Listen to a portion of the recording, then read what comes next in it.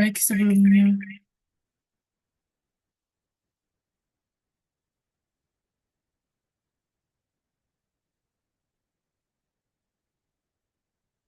Om Swastiastu, Assalamualaikum warahmatullahi wabarakatuh, Shalom, Namo Buddhaya, dan Salam Harmoni. Di sini saya akan menjelaskan mengenai ujian akhir semester etnosains dan kearifan lokal mengenai kesenian yang ada di daerah saya, yaitu kesenian Bantengan Mojokerto.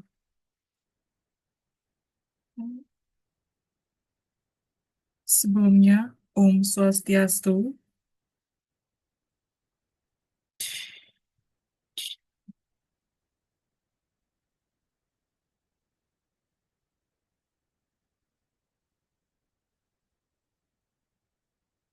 Om Swastiastu. Assalamualaikum warahmatullahi wabarakatuh.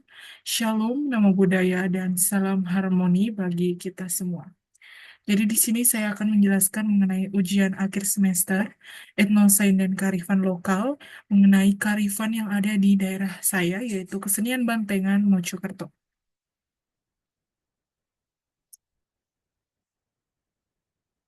Baik, sebelum itu izinkan saya memperkenalkan diri terlebih dahulu. Perkenalkan saya Wiko Yosepa dengan NIM 224091015 dari Prodi Pendidikan Sosiologi dan asal saya dari Jetis Kabupaten Mojokerto. Baik, sebelum masuki materi, jadi saya akan menjelaskan mengenai Kabupaten Mojokerto. Jadi Kabupaten Mojokerto sendiri merupakan salah satu kabupaten yang ada di Provinsi Jawa Timur, di mana luas wilayah seluruhnya adalah apa ini bacanya, coy?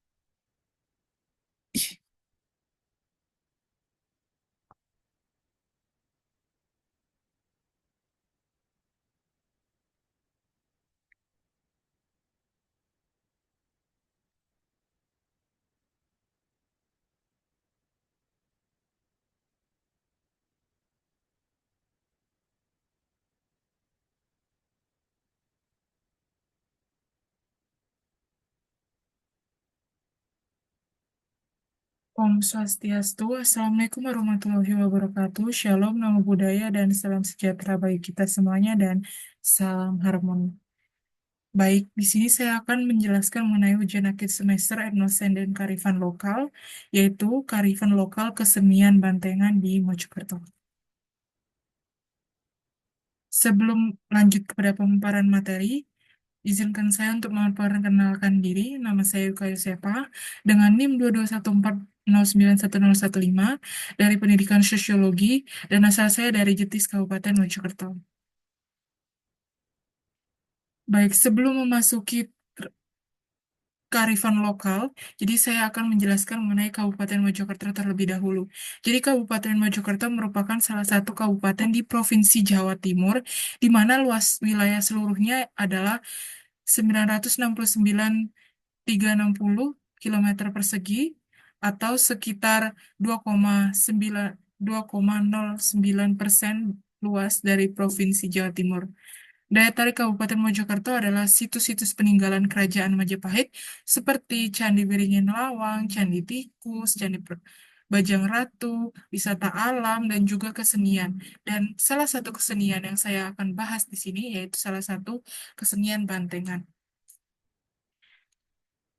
Adapun asal-usul kesenian Bantengan ini, jadi dari berbagai studi literatur dan pengetahuan awal saya, yang berasal dari tempat tinggal saya, dapat disimpulkan bahwa lahirnya kesenian Bantengan ini, yaitu kesenian tradisional Bantengan yang telah lahir pada zaman Kerajaan Singasari atau situs Candi Jago Tumpang di Malang. Jadi sangat erat kaitannya dengan pencak silat kesenian ini.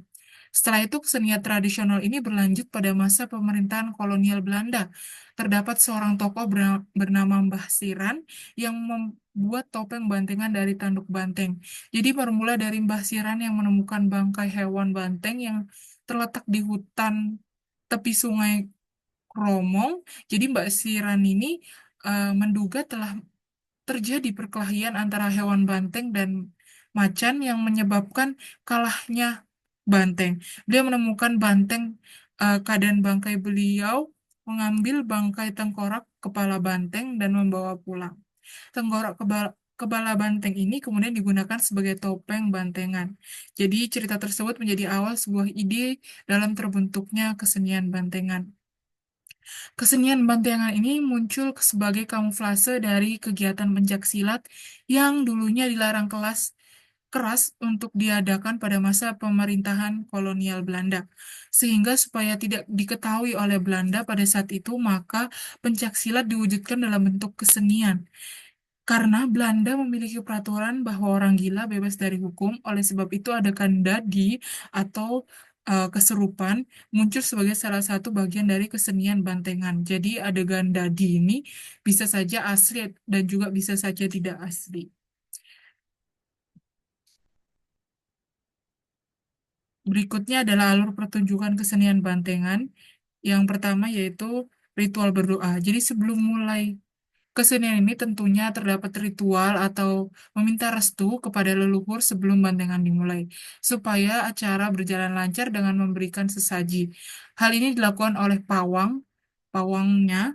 Jadi sesaji ini biasanya disebut sesandingan, yaitu yang berisi bunga, beras, kelapa, pisang, minyak, bedak, atau jarum yang biasanya eh, bagian dari perkawinan Jawa.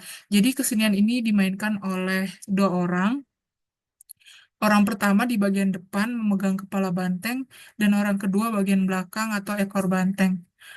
Mereka menggunakan kostum banteng yaitu dengan kain hitam sebagai penghubung antar kepala banteng dengan bagian belakang kepala banteng yang terbuat dari dan juga kepala banteng ini terbuat dari kayu dan tanduk kepala banteng. Ada juga yang menggunakan tanduk asli banteng ataupun kerbau yang ada juga yang replika dari kayu. Dan untuk alunan musik, kesenian bantengan ini diiringi alunan musik banteng seperti gong, kendang, dan lain sebagainya. Namun terdapat juga alunan musik yang dikolaborasikan dengan musik modern seperti DJ. Jadi bisa dilihat seperti yang ada di PPT. Ada DJ yang saya telusuri dari YouTube. DJ untuk kesenian bantengan sendiri. Dan juga alur pertunjukan kesenian bantengan yang dadi, jadi eh, saat pertunjukan akan berada di puncak acara ketika seseorang pendekar atau yang membawa banteng tersebut, mereka dadi atau kesurupan atau kerasukan roh leluhur dan biasanya kesurupan itu eh, dimulai di bagian depan karena mereka yang membawa kepala banteng tersebut dan setelah itu disusul oleh bagian belakang yaitu ekor banteng. Dan mereka kesurupan akan bergerak sesuai apa yang dimasukkan oleh diri mereka, yaitu roh leluhur dalam tubuh mereka. Jadi terkadang mereka juga sampai bertengkar gitu. Dan untuk menyadarkan para pendekar ini yang berada di kondisi kesurupan, maka para sesepuh kesenian banteng akan mengucapkan mantra agar roh leluhur mau meninggalkan para pendekar tersebut.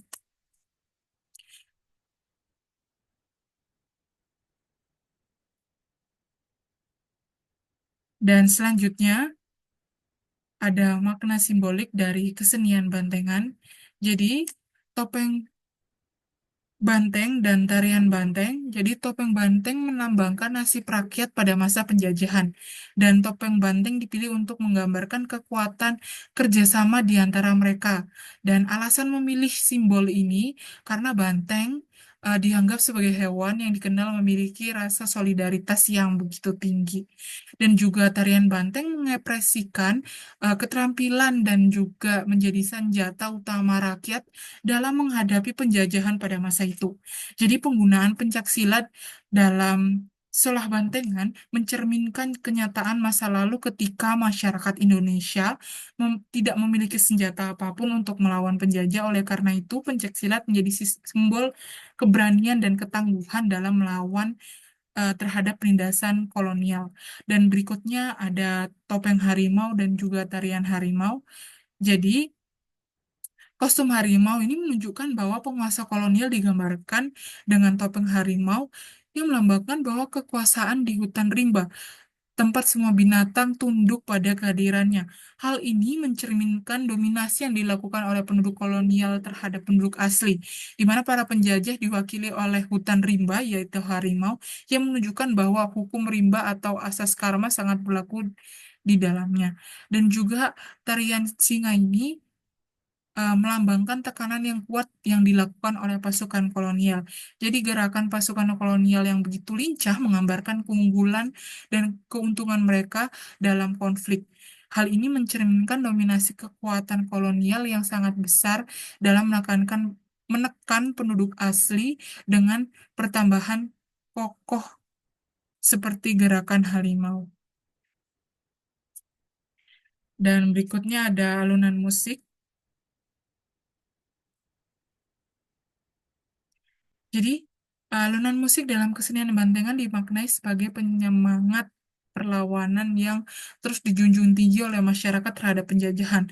Dalam konteks kesenian bantengan, musik tidak boleh berhenti di setiap pertunjukan. Artinya semangat bangsa Indonesia harus terus berkobar dan tidak boleh padam sebelum mencapai kemerdekaan. Dan berikutnya ada pemanggilan roh. Jadi doa-doa dan adegan-adegan yang dipanjatkan menggambarkan harapan rakyat akan kemenangan dan perjuangan melawan penjajah. Sementara itu pemanggilan arwah menunjukkan kepercayaan akan bantuan arwah leluhur dan mengusir penjajah. Dan berikutnya adalah kerasukan saat bantengan. Jadi kerasukan dalam seni bantengan menggambarkan campur tangan ilahi melalui roh-roh yang merasuki para pemain, yang menyebabkan adegan ini tidak terkendali. Dalam konteks ini, bantengan rentan terhadap kerasukan. Hal ini menggambarkan perhatian dan bantuan yang diberikan oleh para leluhur kepada bangsa Indonesia dalam perjuangan mereka melawan penjajah untuk mempertahankan kemerdekaan Indonesia. Dan yang berikutnya ada makna moral. Jadi makna moral yang pertama ada gotong royong. Nilai kebersamaan atau kegotong royongan tampak ketika seluruh pelaku seni bantengan berkolaborasi dan bergotong royong menyelenggarakan arakan bantengan keliling kampung. Dan berikutnya ada keindahan atau kecantikan. Jadi nilai keindahan yang tercermin dalam pertunjukan ini yaitu karena menggunakan perlengkapan khas Jawa mulai dari gamelan, kostum, hingga topeng sehingga menambah pesona acara. Selain itu, keindahan juga terpancar saat penabuh gamelan memainkan musik dan mengiringi gerakan para pemain sampai selesai. Dan juga ada nilai kebenaran, jadi tercermin para pemain dengan sungguh-sungguh mementaskan atau memainkan kesenian bantengan. Hal ini terlihat pada saat pertarungan antara banteng dan harimau, di mana banteng berhasil mengalahkan pemain harimau yang melambangkan negara kolonial yang menjajah masyarakat adat. Keadaan ini menggambarkan kepercayaan bahwa kebenaran atau kebaikan pasti akan menang atas kejahatan. Dan berikutnya ada keagamaan. Jadi nilai religius tercermin dalam setiap doa yang ditunjukkan kepada Tuhan Yang Maha Esa, baik dalam sesi latihan maupun pertunjukan, selalu mencari pertolongan kepada Sang Pencipta untuk menunjukkan kesadaran ketergantungannya kepada segala hal. Jadi dalam daerah saya, karena mat- rata-rata masyarakatnya beragama Muslim, maka banyak juga didoakan menggunakan eh, agama tersebut. Acaranya berlangsung karena mayoritas agama Muslim, jadi acara keagamaan. Jadi nilai religius tercermin dalam setiap doa ditunjukkan kepada Tuhan Yang Maha Esa, baik dalam sesi latihan maupun pertunjukan. Selalu mencari pertolongan kepada Sang Pencipta, menunjukkan kesadaran akan ketergantungan kepadanya dalam segala hal. Jadi dalam seni bantengan yang pernah saya lihat, biasanya dia menggunakan doa-doa juga, doa-doa agama yang terkhususnya agama Muslim karena wilayah Jawa masyarakatnya rata-rata Muslim. Jadi sehingga kesenian ini biasanya juga doa-doanya dilakukan dengan doa-doa agama Muslim. Dan berikutnya ada nilai kebaikan, di mana nilai kebaikan ini tercermin dalam tujuan diciptakannya bantengan, yaitu untuk mendidik penduduk asli agar mereka menjadi pejuang mengalahkan penjajah yang datang. Hal ini juga terlihat ketika para pemain bantengan berjuang mengalahkan para pemain harimau yang merupakan simbol penjajah. Dan juga ada fungsi kesenian tradisional Bantengan, di mana fungsi yang pertama sebagai hiburan, di mana utama kesenian tradisional Bantengan adalah sebagai sarana hiburan bagi masyarakat setempat, dan pertunjukan Bantengan ini sering menjadi bagian dari perayaan adat, festival, atau acara keagamaan untuk memberikan hiburan kepada penonton. Dan juga biasanya acaranya yang saya ketahui, acara pada HUT Mojokerto, Hari Kemerdekaan, dan juga hari festival lainnya. Yang kedua ada pendidikan, di mana melalui pertunjukan bantengan ini nilai-nilai kebudayaan, sejarah, dan adat istiadat setempat dapat dipelajari dan dilestarikan. Dan juga kisah-kisah legenda penting dalam budaya setempat seringkali digambarkan dalam pertunjukan bantengan yang membantu penyebaran dan pelestarian warisan budaya. Dan yang ketiga ada identitas penguatan. Jadi kesenian tradisional seperti bantengan dapat menjadi simbol identitas bagi masyarakat atau kelompok etnis tertentu, khususnya etnis Jawa. Melalui praktek pertunjukan kesenian ini, masyarakat dapat memperkuat solidaritas atau kebersamaan di antara para anggota serta memperkuat hubungan mereka dalam warisan budaya. Dan yang berikutnya ada pariwisata dan lokal ekonomi. Jadi di beberapa daerah kesenian tradisional seperti bantengan ini juga berpotensi untuk mendukung sektor pariwisata dan ekonomi lokal. Petunjukan bantengan dapat menarik minat wisatawan untuk merasakan budaya lokal sehingga memberikan dampak positif pada ekonomi lokal melalui penjualan kerajinan tangan atau jasa pariwisatanya yang berbentuk seperti kesenian bantengan ini. Dan berikutnya, mengapa kita harus melestarikan budaya asal daerah kita? Karena selain memiliki fungsi dan makna yang sangat mendalam, kesenian ini juga memiliki dampak untuk keberlangsungan kehidupan masyarakat daerah setempat, yaitu untuk tetap melestarikan warisan yang diberikan oleh leluhur atau nenek moyang, dan kesenian ini apabila dapat tersebar luas, maka dapat menguntungkan daerah setempat sendiri karena uniknya kesenian ini yang dapat menarik minat wisatawan untuk merasakan budaya lokal, sehingga memberikan dampak positif pada ekonomi lokal melalui penjualan kerajinan tangan atau jasa pariwisata seperti untuk menampilkan kesenian bantengan ini. Karena kalau bukan kita yang melestarikan budaya kita, maka siapa lagi? Dan berikut merupakan daftar pustaka untuk penunjang materi-materi yang saya terapkan dalam PowerPoint ini. Dan sekian presentasi dari saya. Mohon maaf apabila ada salah kata. Akhir kata dan akhir kata sekian presentasi saya. Akhir kata dari saya. Om Santi Santi Om. Wassalamualaikum warahmatullahi wabarakatuh. Shalom, namo buddhaya, dan salam harmoni. Dan terima kasih.